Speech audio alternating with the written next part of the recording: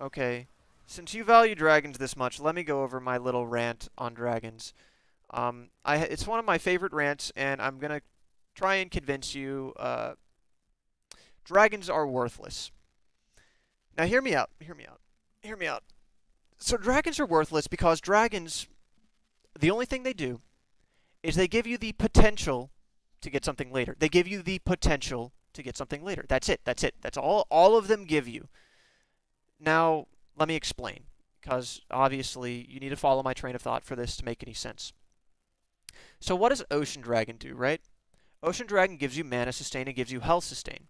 So that means you can outlast someone in lane or outlast someone in a siege because you have more mana, so you can throw out all your skill shots, or you have a healthier clear, so you can gank more. So you have it gives you more sustain, right? That makes sense. But the point of that extra sustain is to eventually, potentially, get something later. You only care about the turret that comes later. That's literally all that that does. That gives you the potential to get a turret later. Ocean Dragon lets you outlast, lets you get off a gank, which lets you get a turret later, lets you siege, which lets you get a turret later, right? Okay. So Ocean Dragon sustain, which means turrets, right? Earth Dragon gives you damage to turrets. And honestly, I think Earth Dragon is the worst dragon because in solo queue at least, that 10% extra turret damage is not going to mean the difference between a turret or not. If you are on a turret and you get an opportunity to take a turret, generally you've secured that turret. Just that 10% damage isn't going to mean anything. The only thing that it might do is it might help with Barons if you were really trying to rush it in a certain niche situation. But still, that gives you, right, the potential to get something later. Potential. That's it. So what does Air Dragon do? Air Dragon gives you rotations, which in my opinion, Air Dragon's actually the best dragon for solo queue. The best dragon because rotations. What that means is you push in a wave like bottom, right? You're pushing in this wave and you're setting up this wave to slow push perfectly, and then you rotate mid lane. So while their enemy team expected you to be bottom, right, the last time they saw you bottom, all of a sudden you've warded the jungle and you've shown up middle. That means that you now have like 4 or 5 people middle, and they had to send someone bottom in order to respond to this wave. So now you have a man advantage, which lets you siege more efficiently, which maybe even gets you a pick because you have control of their jungle when you don't expect to be there. You're not expected to be there. What does that mean? It means you get a kill. It means you then get an objective uncontested. Air Dragon gives you the potential to get something later.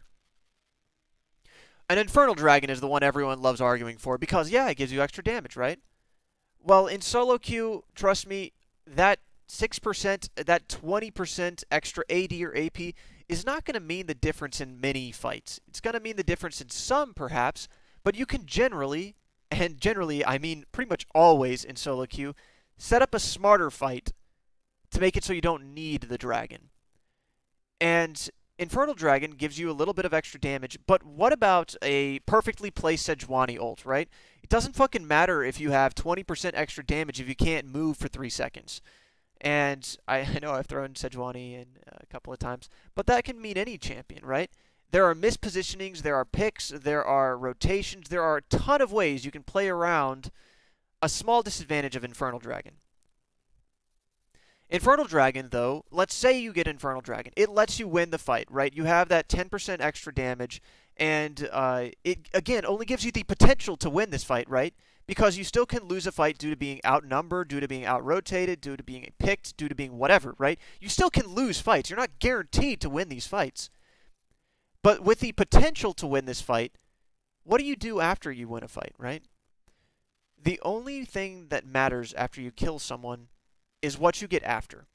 Now, yes, you can say that it gives you extra gold and stuff, but the extra gold contributes to winning the next fight, which gives you the objective after. It gives you the potential to get an objective. All dragons do is give you the potential to get an objective.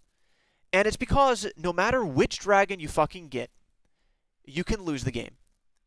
Because the only thing that matters in this game is the Nexus. And to get to the Nexus, you need a row of turrets. So every play in this game, everything you do in this game, needs to do something to get these turrets, to get these inhibitors to get this Nexus. It makes sense, right? It makes sense.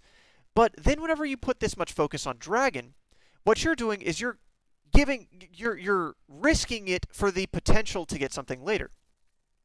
When you could have, in a lot of situations, just gotten something. So what if in this situation, instead of doing this, you went top lane? Well, between you and the Yorick, you probably could have taken this turret. So what's the difference in this situation is this is a guaranteed objective if you know you can get this. While even if you had secured the dragon, you only secure the potential to get something later.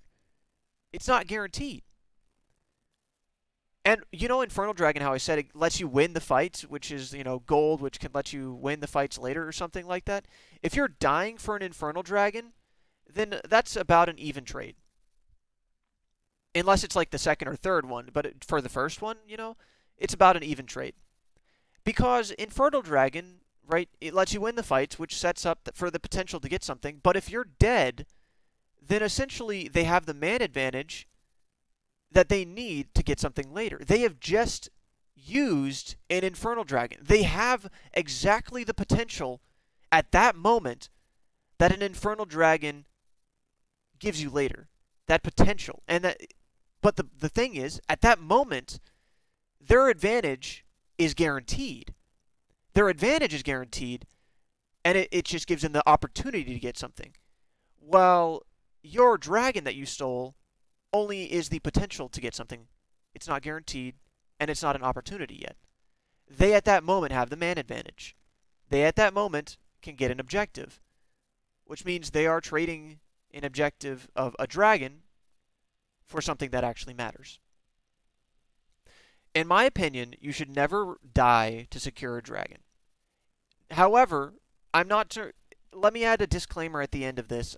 I start by saying dragons are worthless because I want you to really understand how little of value they have. But then let me also explain kills are worthless.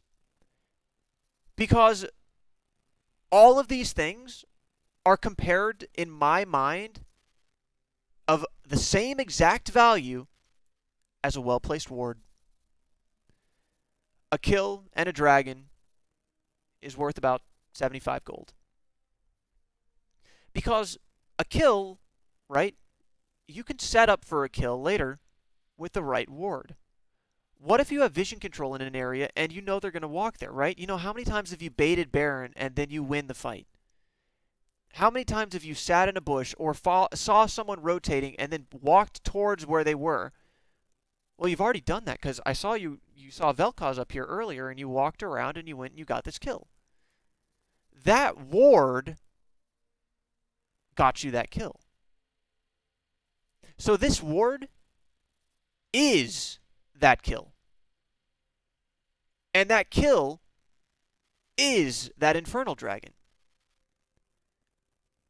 And this also tries to play into my emphasis on vision control is incredibly important in this game. You really need to start putting focus on your vision control.